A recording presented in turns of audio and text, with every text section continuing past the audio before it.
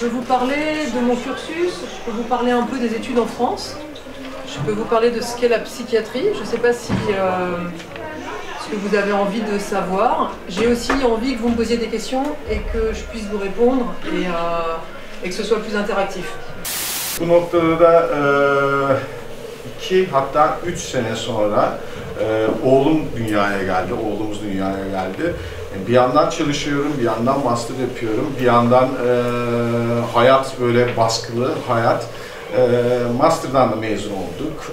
Oradan sonra askerlik geldi, askere gittim, geldim derken böyle bir yoğun tempo içerisinde. Quand je suis sorti du lycée, j'avais pas du tout d'idée de mon métier. Et du coup, j'ai fait un choix de prendre un master de sciences où je gardais toutes les possibilités ouvertes.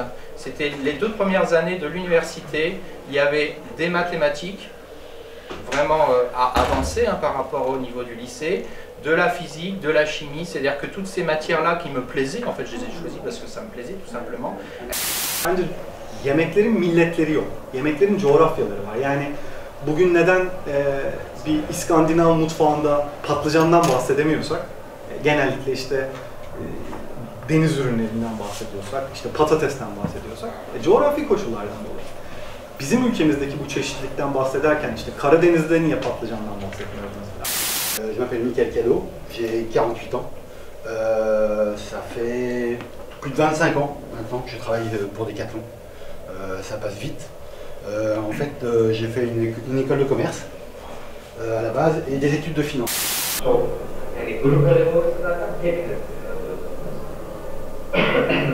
Ve hani kimsenin başına gelmez çünkü hani bayağı bağımlılık gibi.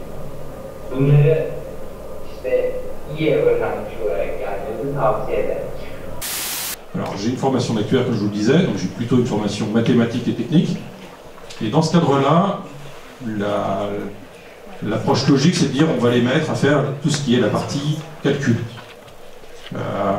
Donc on commence par ça, et puis après on vous donne des responsabilités différentes. Donc là j'ai commencé en faisant plutôt du calcul, après en faisant des développements de produits.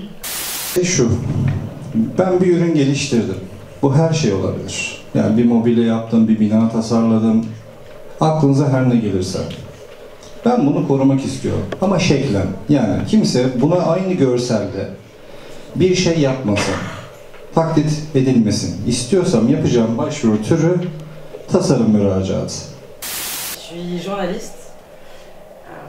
Moi, je travaille pour la télévision, en fait.